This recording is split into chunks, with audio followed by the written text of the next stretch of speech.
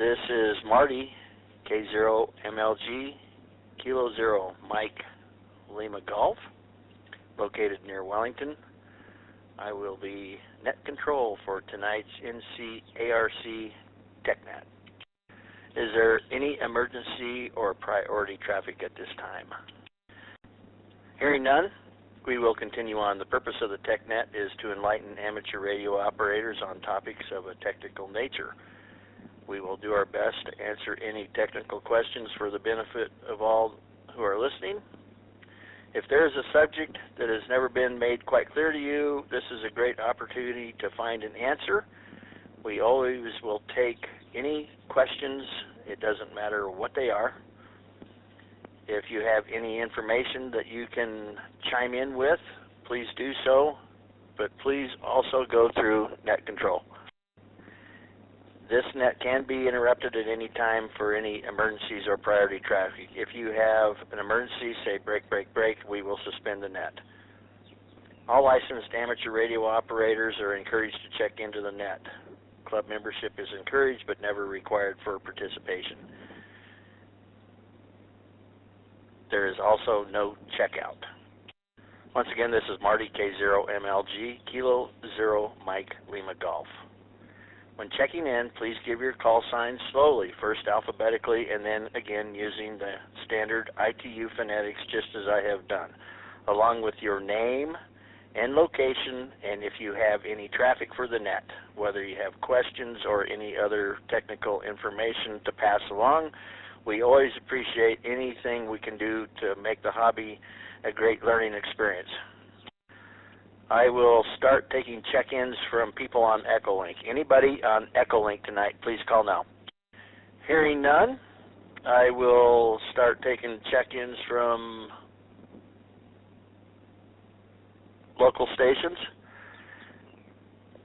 I will start with Alpha through Mike in groups of 3. Groups of 3, call suffixes Alpha through Mike. Please call now. KF0, CFD, Kilo Foxtrot 0, Charlie Foxtrot Delta, David in Longmont, no traffic. Whiskey 0, Lima, Echo, India, W0, LEI, Chad, and Stout. KE0, LSL, Kilo Echo 0, Lima, Sierra Lima, Al and Greeley, no traffic. All right, we'll hold up there. I got KF0 CFD David, W0 LEI Chad, KE0 LSL. Thank you, guys. Alpha through Mike, please call now. This is AD0KO, Alpha Echo 0 Kilo Oscar. KF0 GQH, Kilo Foxtrot 0, Golf Quebec Hotel, Kent in Wellington, no traffic.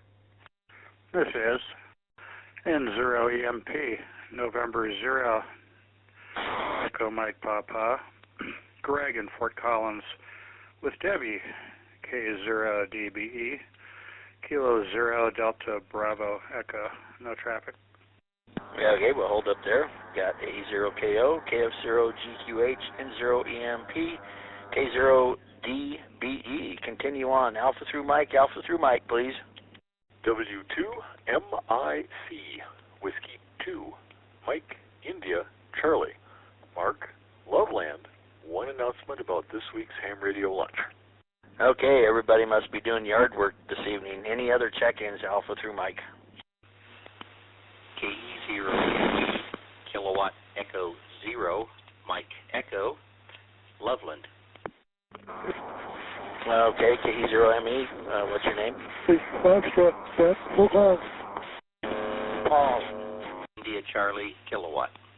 And by double traffic. KE0ME, what's your name? Delta India Charlie Kilowatt. Okay, copy that, thank you. The other station, I think it was Ben. Was that you, Ben? Let's see, 8E0CF. Copy that. Okay.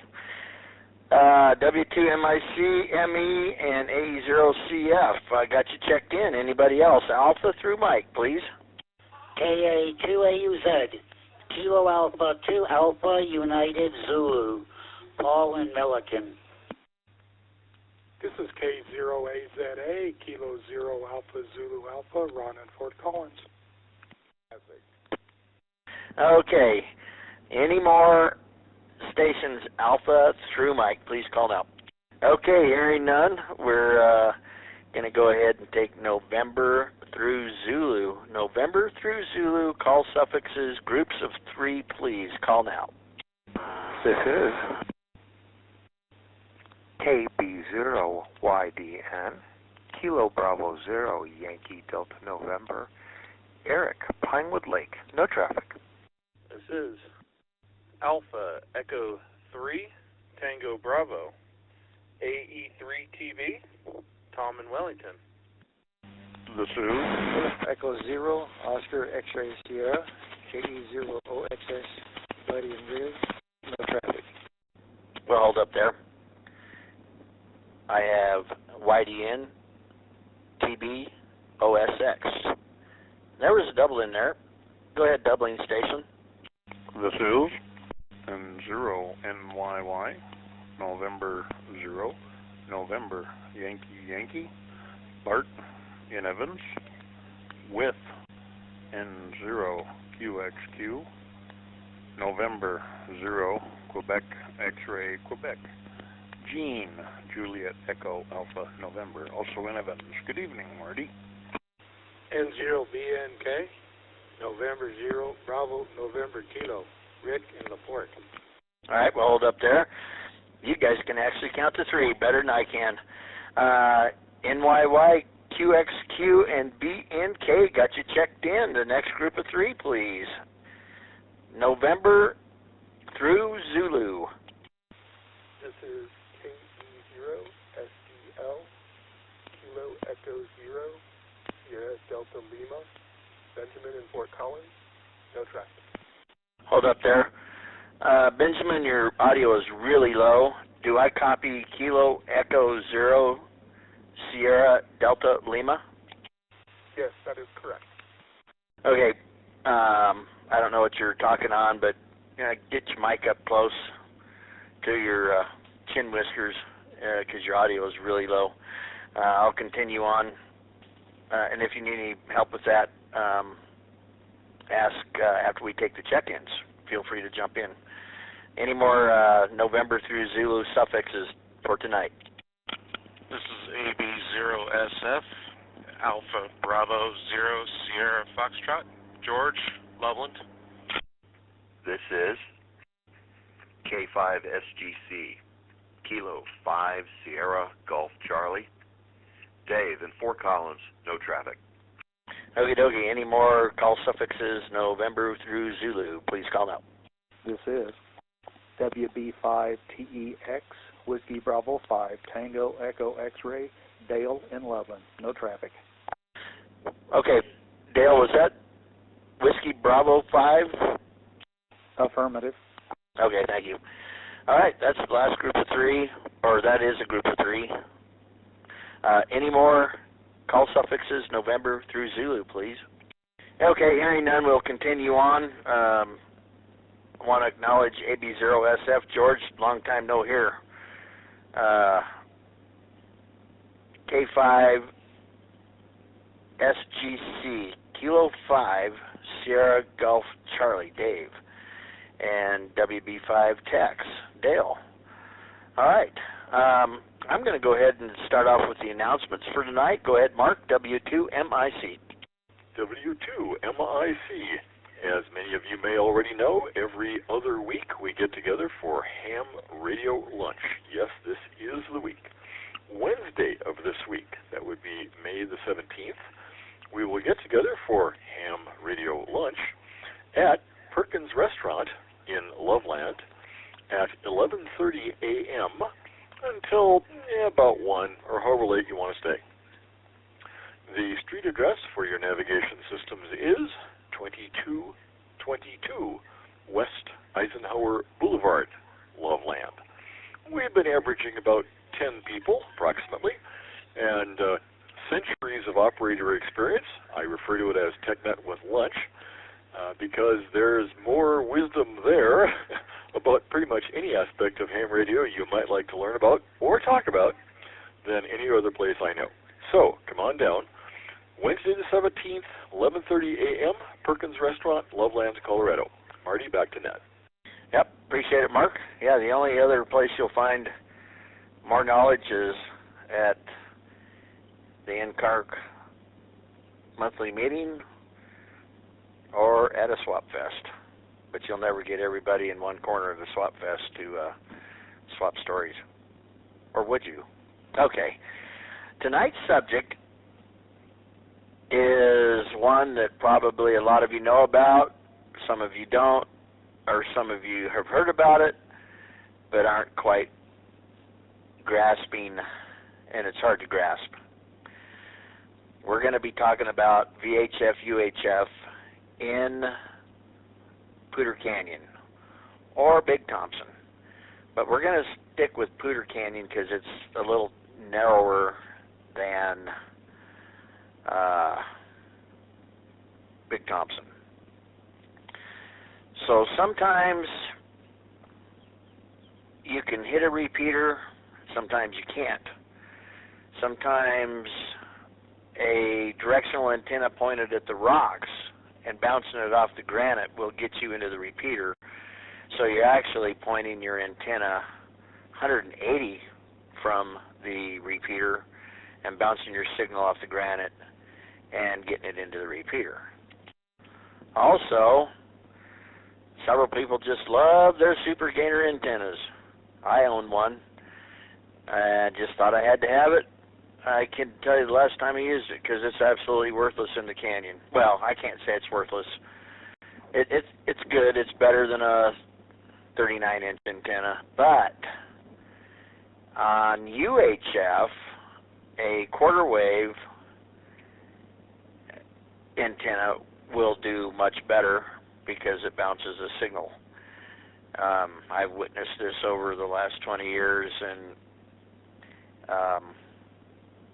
a lot of people just have a hard time believing a little bitty quarter wave antenna will outperform a 4 or 5 foot super gainer with all this gain, which is great for line of sight, but we don't have line of sight in the canyons. And I will give you an example. Last Sunday at the Colorado Marathon, James, KI0KN, had a portable repeater set up and at the Stowe Prairie Landing, which is Stowe Prairie Road and Highway 14. And he had UHF pointed west just to cover the start line, which is only a little over a mile away, and then VHF pointed down the canyon. There was 2 stations. One of them was Tom 83TB and Rick KD0FQN at that particular aid. Rick was set up on the north side of the parking lot, which is on the north side of Highway 14. So Rick was pretty close to the river. Tom was set up on the south side of the parking lot, closer to the roadway. If I remember this, well, Tom, I'm going to have you explain, because I didn't write this down, and it was a long day. What repeater were you able to hit, and what repeater was Rick able to hit? Are you still around, Tom? This is AE3TB. Yeah, so, like Marty said, Rick was set up on the north end of the parking lot, and I was on the south end of the parking lot. And Rick was able to hit the Buckhorn repeater, I think it's a 700 machine, and he was hitting that just absolutely perfect. The weird thing is, I couldn't hear it, I couldn't hit it at all, sitting 20 feet away from him. But when it came to the 449-100 or 449-150, the repeater that James had set up, I could hit that clear as day and hear it clear as day, but Rick couldn't hit it or hear it. So. All right, I got a question for you, Tom. Were you able to hit the VHF repeater from your position? Yes, I was able to hit it, but we never used it. I just used the 449 repeater, but yes, I was able to hit it from my position. I don't know if Rick ever tried it or not. Copy that. And so once the runners cleared Stowe Prairie Landing, so the UHF was just deployed just for the starting line. Starting line has always been a struggle for 21 years, and that was really what that was designed for. As soon as I cleared the starting line and made it down to Stowe Prairie Landing, I stopped and talked to James, said I was clear. He pointed the beam, Yagi, whatever you want to call it, towards the east, and then that's when Tom was able to hit the UHF. But that's just an example of Tom being 20 feet away cannot hit, or even, could you even hear the 700, Tom? No, it wasn't coming in at all for me. And so Rick was closer to the water, 20 feet away. Now, did water have something to do with it? Maybe. You never know, and we'll never find out. But this is how comms work in the canyon. With UHF, if you are, whether you have two people that are simplex or you're trying to hit a repeater, moving 2 inches front to rear, left to right, will get you into that repeater. And it's somewhat annoying to us that are listening, but we don't mind if you keep kerchunking a repeater. That way you can hear the squelch tail and watch your meter and try to get the best receive signal. And once you do that, then go ahead and throw your call sign out. This is K0MLG. I'm just trying to find the sweet spot for this repeater. Sorry I've been kerchunking, but I want to try to have good comms. Nobody's going to care if you do that, so keep that in mind. Kerchunking from Fort Collins and Loveland is strictly forbidden. Anyway, VHF isn't near as susceptible, but it is. It's the same thing holds true. With UHF, you might only have to move 2 or 3 inches. VHF, 6 to 10 to 12, whatever. But just move around, back and forth, left and right, and try to find that sweet spot to get your reliable comms. This is K0MLG, NCS for the NCARC Tech Net. Anybody have any questions or anything to add to that? NYY. Go ahead, Bart. Hi, Marty. Thank you. I'm glad you brought the subject up. Some people know, some may not. The Super Gainer 7900, that's what I run on my truck. It was definitely not very helpful up there.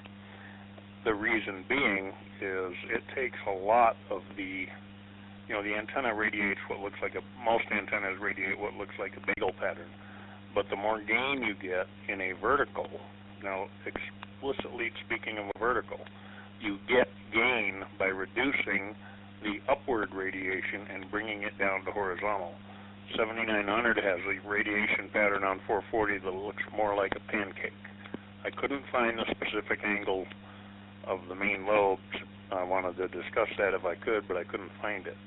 But it's not putting much signal up towards those big rocks that we're trying to use as reflectors. Where a quarter wave will, it radiates more like a bagel, so you get that higher angle radiation, which is really helpful for bouncing off the rocks and such like that. I wanted to try tilting one, but the problem with that is you take that pancake and you bounce it off the ground in the lower rocks, and now you get a bunch of multipaths. And if you can get those multipaths to have an additive effect, i.e. 2 reflections in phase, you can do really good. But trying to juggle that with all the rocks and obstacles that you're bouncing off of is a bit of a nuisance. I have a goal to take a UHF beam up there and see if I can figure out which rock or rocks we're bouncing off of with the best results.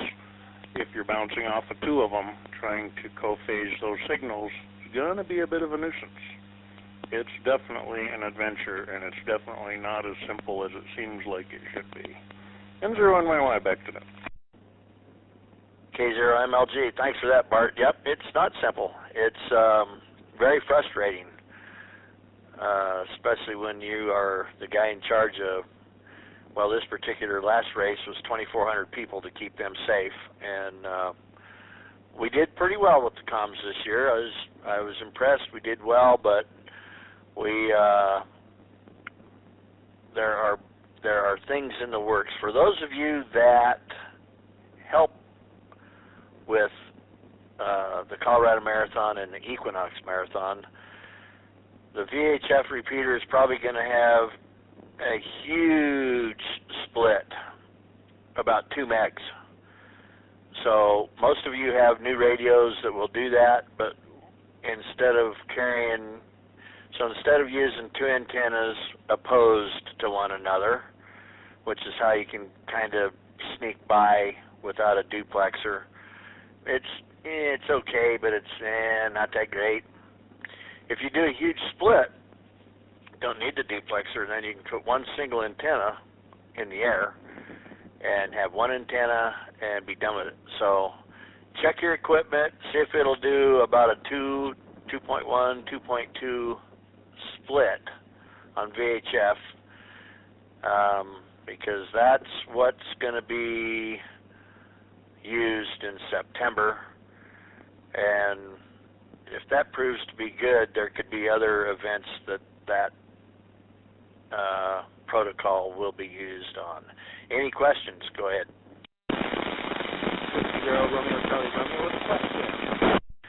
Okay, I believe you said Romeo Bravo Charlie. You kind of threw that at me pretty fast, and you are pretty weak into the repeater. Try again. W0RCR 50 Romeo Charlie Romeo. Late check-in with a question. Okay, W0RCR, give me your name and location, and then we'll take your question. This is up at Pinewood Reservoir. You copy okay? Okay, Pete, at Pinewood. It's kind of rough. Are you able to move around a little bit, or are you pretty much stationary? I'm pretty much stationary. It seems that when there's weather, the J-pole on top of the house just doesn't connect all that great, so I'll just try to keep quick and clear with my questions.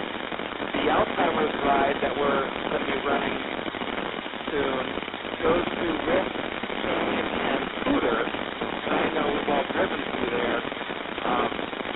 What do you think the communication plan is going to be with some of those tight canyons?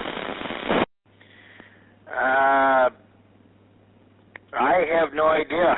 I don't know who's in charge of that. I'm not the coordinator for that. I don't know what kind of equipment they're going to be using. Up Brisk Canyon, the Buckhorn repeater should cover that all the way. There might be a little spots that are a little bit iffy, but up at the top of Risk Canyon is where the repeater is. So it should cover Risk Canyon fine. From once you go down the other side of Buckhorn down to Stowe Prairie Road, you'll be good.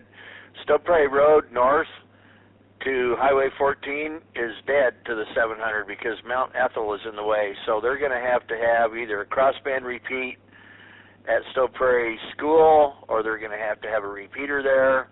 They're going to have another repeater at Stowe Prairie Landing. I don't know who's in charge of that. If anybody knows, you can let me know, and I'd be more than happy to help them. But I'm sorry, I can't give you any more information. If they don't have repeaters set up in the appropriate locations, you're not going to have communications. AZA. Hold on, Ron. Pete, did you copy that? I copied that. We did the quad run a couple of years ago.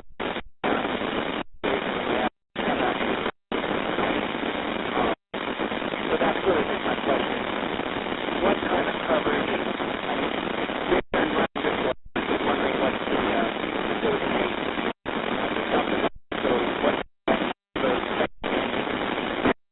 right, stand by.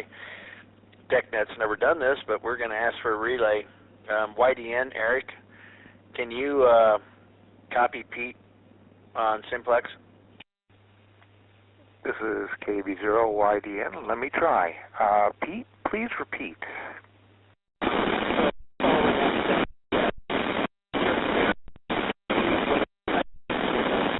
Forgive me, Pete. I didn't quite get it correctly. Let me try one more time. ET. Oh, 1 second, and do it again. All right, this net control. Everybody stand by. Please stand by. KE6ETE, go. I checked into the net, and I was able to get him on reverse down here at my place. He said that he was just curious about when communications tight in the canyons, and his question was pretty much answered. K6ET. Okay, copy that. Eric, disregard. Stand down. Ron, AZA, go ahead. Yeah, Marty, K0AZA. I don't know if you got my check-in earlier. I don't think you acknowledged me, so if not, late check-in as well. I get my Equinox and my Alzheimer's ride confused. We only had one Alzheimer's that went down Stove Prairie, and I don't think we had a crossband at Stove Prairie School. We did on the Equinox, as you well know. We needed it. We were able to get into the 700 when we had that incident up on Stove Prairie Road, but it was extremely painful. So I think a crossband or a temporary at Stove Prairie School would be very beneficial. I also had another comment about the Poudre Canyon communications, if I could. Yeah, go ahead. Ever since I've been doing it, I look at that high spot right at the turnoff to go down into the Gateway Park. There's a high spot that looks up the canyon and down the canyon, and I've always wondered if a temporary repeater, or possibly two with beams, one pointing up, one pointing down, might be a solution to the canyon communications. K0AZA, back to net.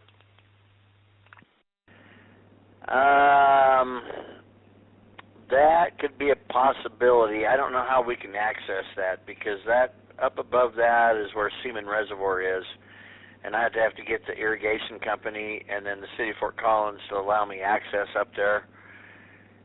And then you're bringing in the government and an irrigation company, and you can see how that could go south pretty quick.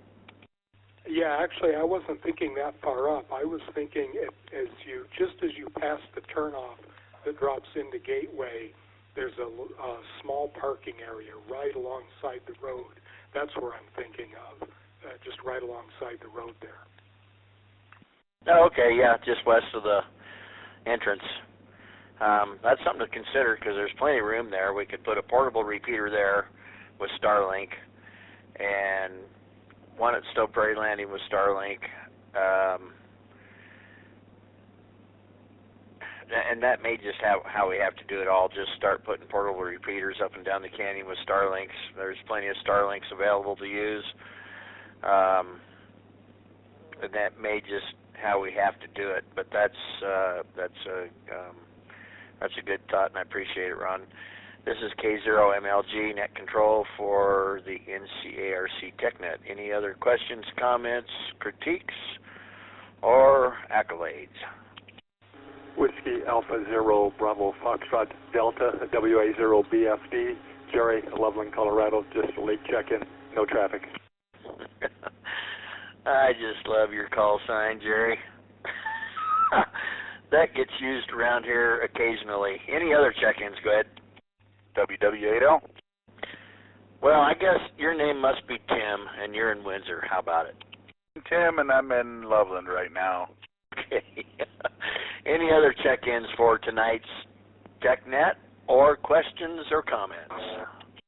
This is W0KJM, Whiskey 0, Kilo Juliet Mike, Kyle, Fort Collins, no traffic. All right, got you in there, Kyle. Anybody else? This is K0IBZ, Tobin in Wellington, and I do have a question. Well, go ahead, Tobin. Ooh, wow, impressive for the little bad thing. I didn't have CTCSS on. Okay, so I've built a 4-element tape measure Yagi here, and I'm trying to use my nano VNA. I think I've got it working here, but I'm reading an SWR of about 11 to 1. And the connector, I've soldered a little too much on the side. It's a PL259 connector. So I've got some wire going from the driven element to the PL259 connector, and there's a little lump of solder on the inside prong of the PL259 connector. So I can't quite get the SO239 in there all the way and get it screwed in. Is that going to make a huge difference in SWR, or should I start making some adjustments to the elements?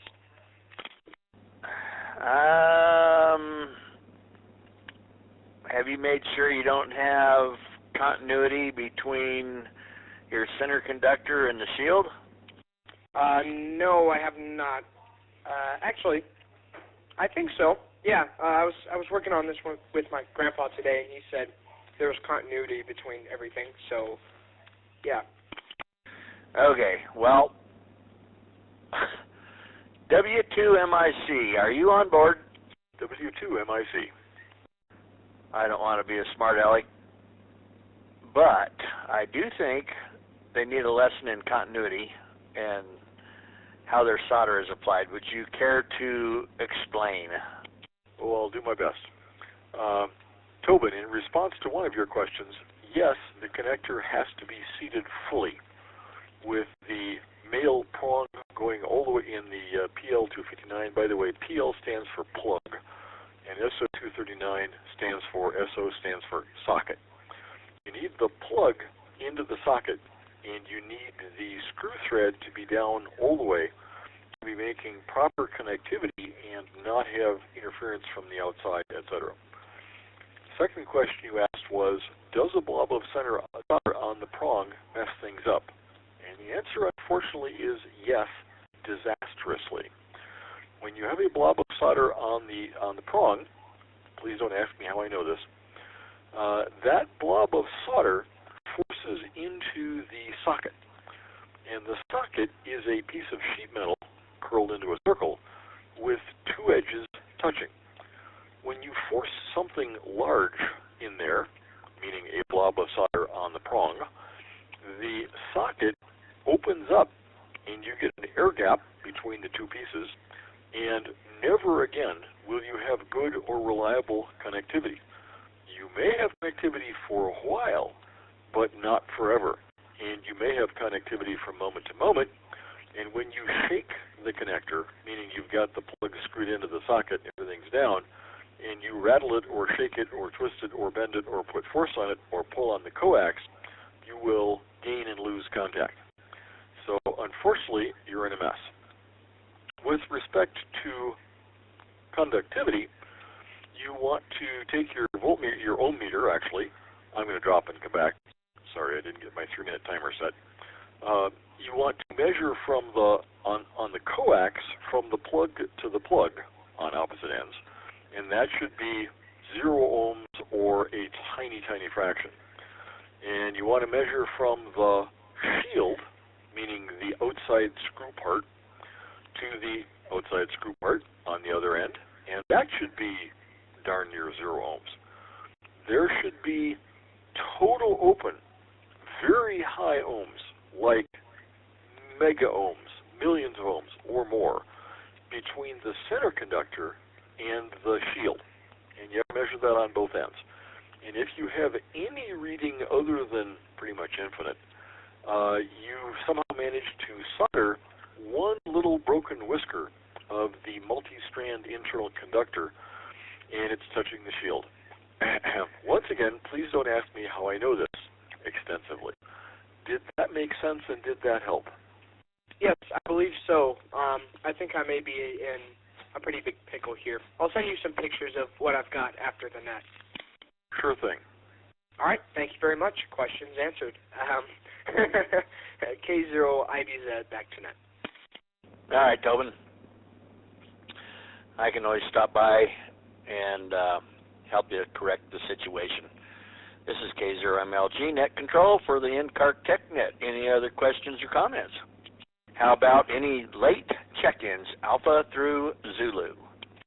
All right, hearing none. If you need my Venmo so you can pay me to run this, oh, just kidding.